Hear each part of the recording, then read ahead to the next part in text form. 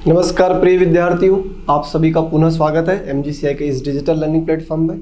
अब तक की कहानी में हमने पशु आहार फर्स्ट में, animal feed and nutrition first में आने वाले जो 2 नंबर के महत्वपूर्ण प्रश्न थे, लगभग सारे प्रश्न हमने कंप्लीट कर लिए। आज हम बात करेंगे 3 अंक से जो प्रश्न बनेंगे उनके ऊपर चर्चा करेंगे और निश्चित तौर पर आपको इस तरह के प्रश्न एग्जाम में देखने को मिलेंगे। तो आइए बिना विलंब के हम स्टार्ट करते हैं। आप लोग जिस गति से इसको सराह रहे हैं, जितना आपको अच्छा लग रहा है, उसी गति से हम लोग भी इसको अच्छे से बना रहे हैं और आप तक पहुंचाने का काम हम कर रहे हैं। तो हम बात करेंगे भैया, आगे हम देखने वाले हैं इसमें डिफरेंट एनिमल्स को जो हम फीड खिलाते हैं, पशु को हम विभिन्न प्रकार के जो पोषण देते हैं, उन पोषण के ऊपर हमें बात करनी है। ठीक है, तो आइए बिना विलंब के अब हम स्टार्ट करते हैं। पशु को दिए जाने वाले जितने भी फीड होते हैं, फीड कंपोनेंट होते हैं, एलिमेंट होते हैं, 6 होते हैं। उन 6 में से जो इंपॉर्टेंट है, जिनसे क्वेश्चन बनेंगे, उनके ऊपर हम चर्चा करेंगे। सबसे पहला और महत्वपूर्ण कंपोनेंट है पानी, क्योंकि बिन पानी सब सून। ठीक है, तो पशु को अगर क्वेश्चन आ जाए कि पशु आहार में कितने कंपोनेंट होते हैं, तो हमें बताना है 6 होते हैं। पशु को जब हम आहार बनाते हैं तो उसके आहार में कम से कम 6 पोषक तत्वों का होना बहुत जरूरी है। तो सबसे पहला और महत्वपूर्ण पोषक तत्व है जल, इसके बिना सब सून है भैया। तो पानी की आवश्यकता क्यों है? पशु को लिए पानी के अगर कार्य पूछा जाए आपसे, तो आप ये लिख सकते हो कि पशु आहार में या पशु के जीवन में पानी का क्या महत्व है, या पशु आहार में पानी का महत्व लिखिए, या पशु आहार में पानी के कार्य लिखिए। इस तरह से आपसे क्वेश्चन पूछा जा सकता है। तो आपको ध्यान रखना है पानी के क्या कार्य है।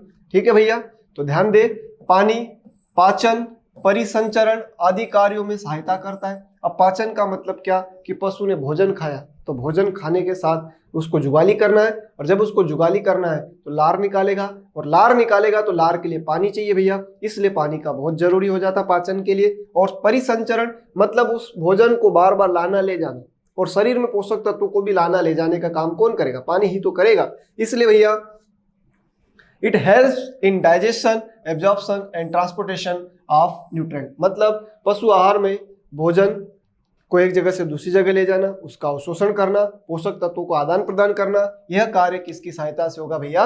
पानी की सहायता से होगा। फिर उत्सर्जन में भी सहायता करता है। बॉडी में जितना भी वेस्ट है उसको यूरिन के माध्यम से बाहर निकालता है पशु, अर्थात यह उत्सर्जन में भी सहायता करता है।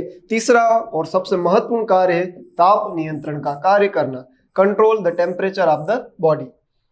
जैसे गर्मियों के दिनों में आपने देखा होगा कि 4 व्हीलर में आप रेडिएटर में पानी डालते ताकि वो ठंडा हो जाए, वैसे ही हमारी बॉडी को भी मेंटेन करने के लिए, टेम्परेचर को मेंटेन करने के लिए पानी का हम उपयोग करते हैं, इसलिए हम गर्मियों में ज्यादा पानी पीते हैं। उसी प्रकार से पशु शरीर में भी अगर प्रश्न आ जाए कि टेम्परेचर का कंट्रोल कहाँ से होगा या किसके द्वारा होगा, तो हमें बताना है वो एलिमेंट है water. Control the temperature of the body, यह पशु शरीर में ताप नियंत्रण का भी कार्य करता है।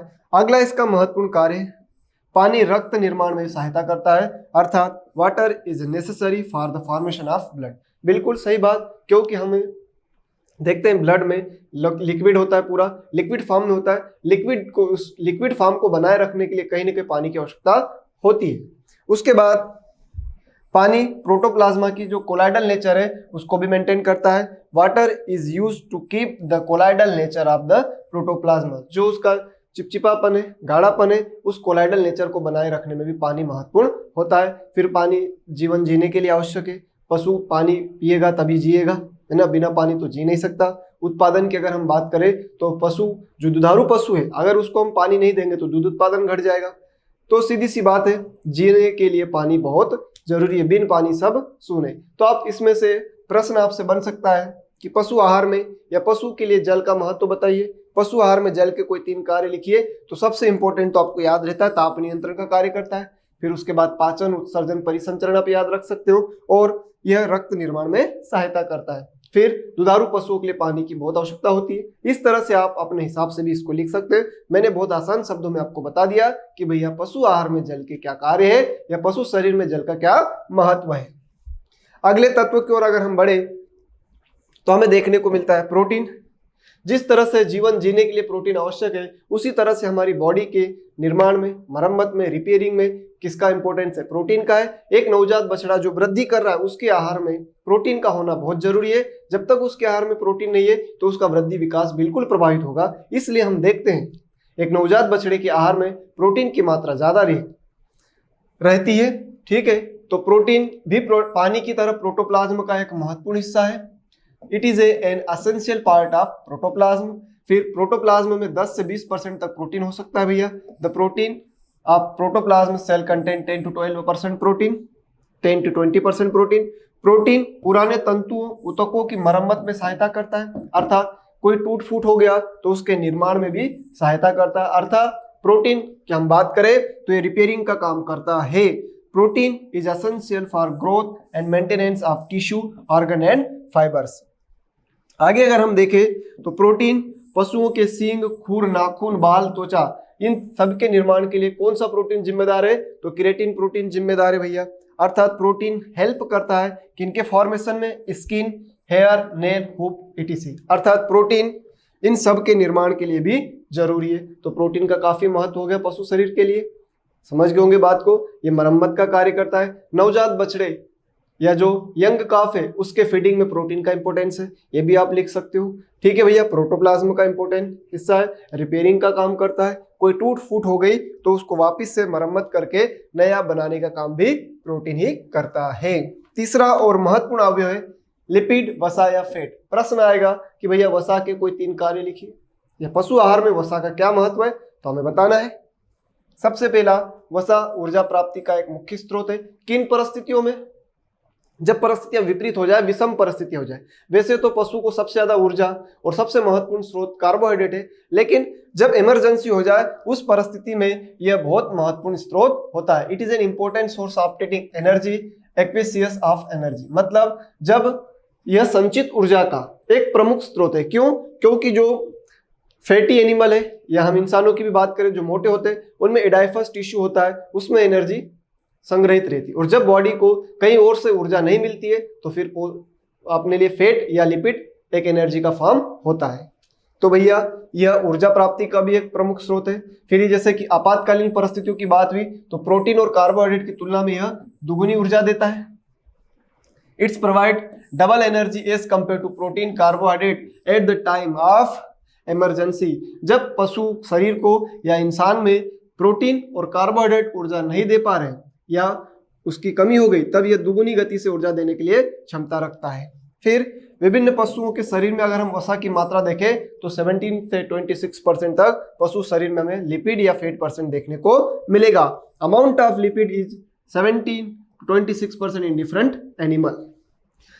वसा पशु शरीर में सुरक्षा की परत बनाकर विपरीत परिस्थितियों में ऊर्जा प्रदान करने का भी कार्य करती है। साथ ही टेम्परेचर भी मेंटेन करती है। सर अभी तो आपने पानी बताया। अरे भाई, जब तक बॉडी में मेनली काम पूछा जाए तो ये एनर्जी का करेगा, लेकिन टेम्परेचर मेंटेन करने का मुख्य काम तो पानी का है। लेकिन मान लीजिए अगर आपसे पूछा जाए कि पानी के अलावा कौन करता है, तो वसा भी करती है। इसलिए आपने देखा होगा मोटे व्यक्तियों को ठंड कम लगती है, क्योंकि उनके शरीर में चर्बी है।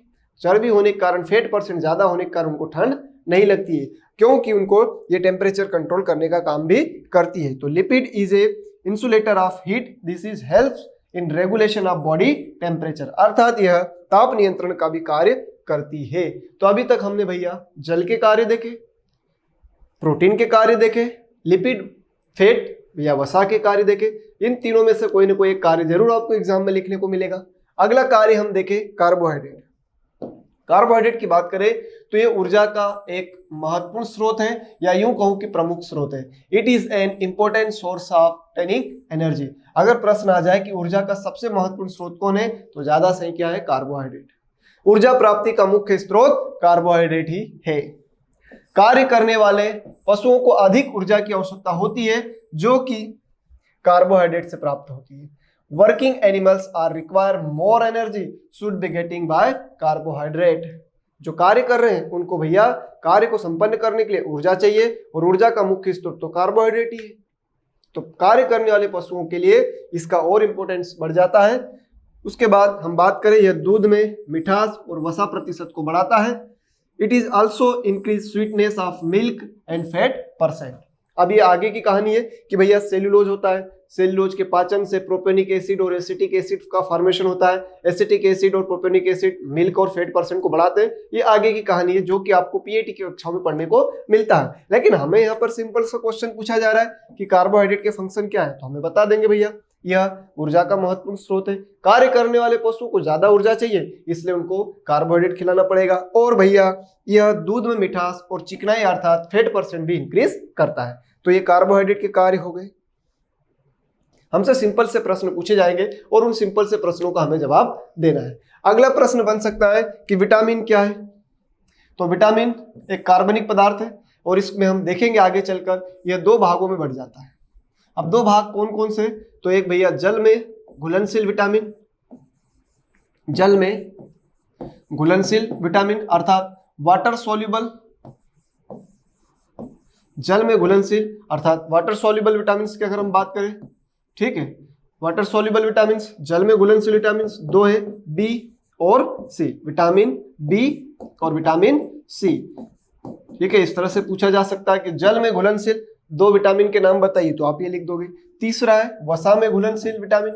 अगर तीसरी बात हम इसमें देखें तो वसा में घुलनशील विटामिन।